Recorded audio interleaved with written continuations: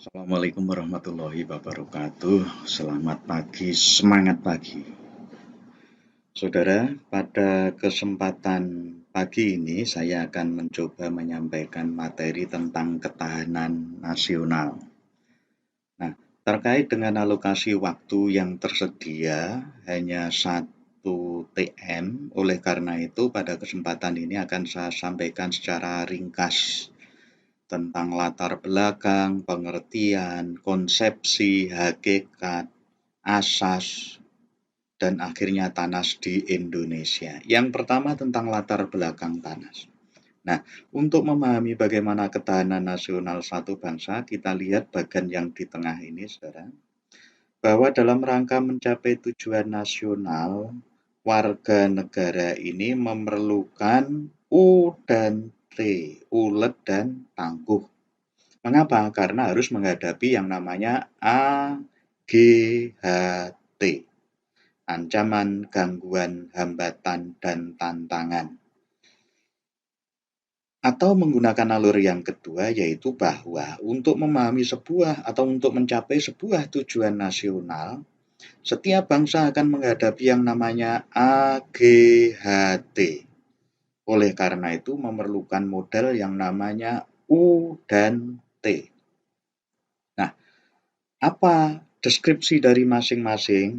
Ancaman, gangguan, hambatan, dan tantangan, serta ulet dan tangguh, kita lihat slide berikutnya. Bahwa yang disebut dengan ancaman adalah hal atau usaha yang bersifat mengubah, merombak kebijaksanaan yang dilakukan secara konsepsional, kriminal, dan politik. Konsepsional itu artinya dikonsepsikan ada proses perencanaan, bersifat kriminal, membahayakan jiwa, nyawa orang, dan terkait dengan kekuasaan. Jadi yang disebut ancaman itu pasti melalui tahap-tahap perencanaan, bukan sesuatu yang sifatnya tiba-tiba. Hal ini akan berbeda dengan yang disebut gangguan, sebagai hal atau usaha yang berasal dari luar, bertujuan melemahkan, menghalangi, tidak konsepsional, ya, tiba-tiba. Misalnya bencana alam, gunung meletus, banjir, itu tidak ada jadwalnya. Sementara yang dikonsepsikan ini misalnya masalah pengeboman oleh teroris atau gangguan keamanan lain yang sudah diskenariokan. Itu contoh paling mudah. Sedangkan yang disebut dengan hambatan itu adalah hal atau usaha dari diri sendiri yang bersifat bertujuan melemahkan, menghalangi, dan tidak konsepsional. Yang semacam ini kita terjemahkan sebagai sesuatu yang given, pemberian. Kita tinggal menerimanya. Mengapa posisi tanah air Indonesia kok terletak di Namelu 11 LS 95 BT 141 BT? Itu given, kita tidak bisa memilih. Contoh semacam itu. Sedangkan tantangan adalah hal atau usaha yang bertujuan bersifat menggugah kemampuan. Artinya apa, saudara? Bagaimana dari sesuatu yang sifatnya menghambat tadi diubah sehingga dia malah menjadi sebuah peluang. Artinya yang sifatnya menghambat akhirnya menjadi sesuatu yang sifatnya positif. Sedangkan yang dimaksud dengan keuletan itu adalah usaha terus giat dengan kemauan keras, menggunakan kemampuan dan kecakapan untuk mencapai cita-cita atau tujuan. Ini aspek spirit, semangat. Sedangkan ketangguhan adalah kekuatan yang menyebabkan orang sesuatu dapat bertahan, kuat menderita, kuat menanggulangi beban. Ini aspek fisik. Sehingga analoginya, sesuatu akan berjalan dengan baik jika memiliki kekuatan fisik tapi juga memiliki spirit yang kuat. Jika lemah salah satunya, maka itu juga sudah menghambat upaya mencapai tujuan. Nah, sekarang apa itu TANAS? TANAS adalah kondisi dinamis yang meliputi segenap aspek kehidupan bangsa yang terintegrasi. Nah, dikatakan dinamis ini karena fluktuatif, selalu berubah, berkembang. Mengapa? Karena memang hidup, jadi dinamis. Segenap aspek kehidupan bangsa itu bidang ipolek sosbud hankam. Jadi apa yang terjadi dalam bidang ipolek sosbud hankam ini dari waktu ke waktu akan selalu mengalami pergerakan. Karena tantangan, kondisi yang dihadapi berubah-ubah. Dan itu semua adalah terintegrasi, tidak bisa dipisahkan. bahwa apa yang terjadi pada aspek politik akan berpengaruh ke ekonomi, apa yang terjadi di bidang ekonomi berpengaruh terhadap politik, terhadap bidang sosial, terhadap bidang hankam, dan seterusnya. Nah, selanjutnya, yang berisi keuletan dan ketangguhan untuk menghadapi TAHG atau AGHT. Nah, ini isinya di sini lingkupnya. Yang membahayakan identitas, itu ciri khas, integritas, kesatuan, kelangsungan hidup bangsa dalam rangka mencapai tujuan nasional. Nah, ini kalau dirangkai seluruhnya jadilah pengertian TANAS secara utuh. Nah, sekarang kita masuk apa itu konsepsi TANAS. Konsepsi TANAS itu adalah gagasan TANAS. Itu sebetulnya adalah konsepsi tentang pengembangan kekuatan nasional melalui pengaturan dan penyelenggaraan JAH dan KAM. Atau dengan bahasa lain yaitu pedoman meningkatkan U dan T untuk mengembangkan kekuatan nasional dengan pendekatan JAH dan KAM. JAH itu apa? Kesejahteraan, kemampuan menumbuhkan mengembangkan nilai nasional demi sebesar-besar kemakmuran rakyat. Ya. Kata kuncinya di kata kemakmuran. Sedangkan KAM itu keamanan, yaitu kemampuan melindungi nilai nasional terhadap ancaman dari dalam dan dari luar. Jadi intinya TANAS itu adalah gagasan bagaimana menyelenggarakan kesejahteraan dan keamanan bagi rakyat.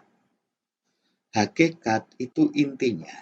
Sehingga kalau dirumuskan dari konsepsi tadi sebetulnya yang disebut TANAS itu adalah keuletan dan ketangguhan bangsa yang berisi kemampuan mengembangkan kekuatan nasional untuk menjamin kelangsungan hidup bangsa, mencapai tujuan nasional. Ya. Simpulannya seperti itu. Konsepsi TANAS tadi sudah dijelaskan di depan. Nah, sekarang apa yang dimaksud dengan asas TANAS dan sifat TANAS? Asas TANAS adalah apa yang harus dijalankan, sifat TANAS adalah apa yang melekat pada TANAS atau dimiliki oleh TANAS satu bangsa. Asas TANAS itu meliputi JAH dan KAM, kesejahteraan dan keamanan sudah kita bahas. Kemudian dikatakan komprehensif, integral atau menyeluruh dan terpadu, artinya aspek kehidupan bangsa tadi, Ipolexos dan KAM itu merupakan satu kesatuan yang tidak bisa dipisahkan. Mawas ke dalam dan keluar mawas itu melihat, mengukur diri, melihat kemampuan negara lain, semacam itu. Dan dijalankan cara kekeluargaan. Artinya semua harus dilakukan secara bersama-sama.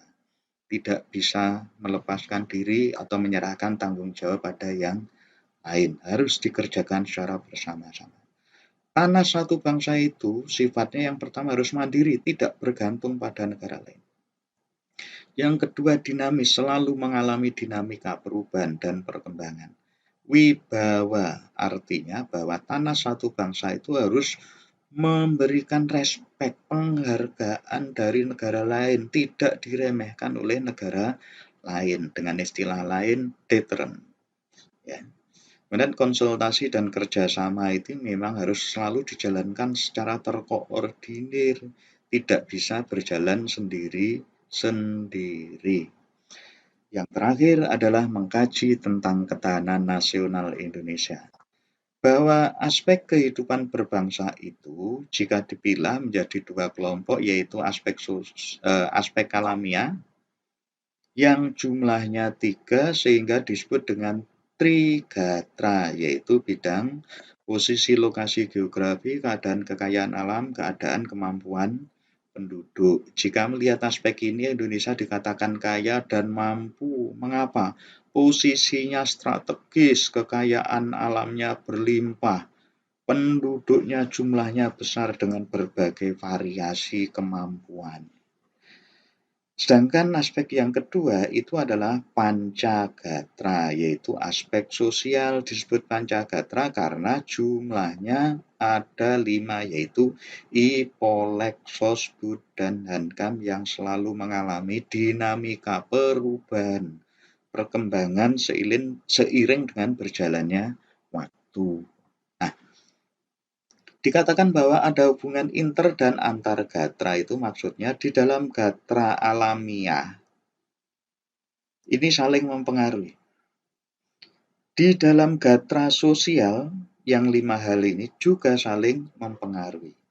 Sementara antar gatra bahwa antara aspek alamiah dan aspek sosial ada interdependensi, saling ketergantungan, saling mempengaruhi.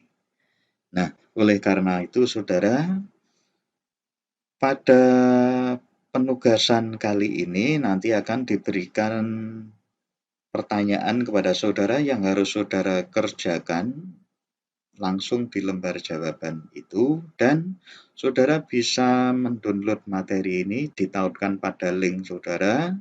Saudara juga bisa mengambil bahan dari kajian yang relevan dan kredibel. Kerjakan sendiri, hindarkan copy paste. Selamat mengkonstruksi pemikiran sehingga nanti pengkajian ini akan berguna bagi kehidupan saudara yang akan datang. Saya pikir itu pengantar untuk materi pagi ini. Saya pikir cukup. Assalamualaikum warahmatullahi wabarakatuh. Selamat pagi dan semangat pagi.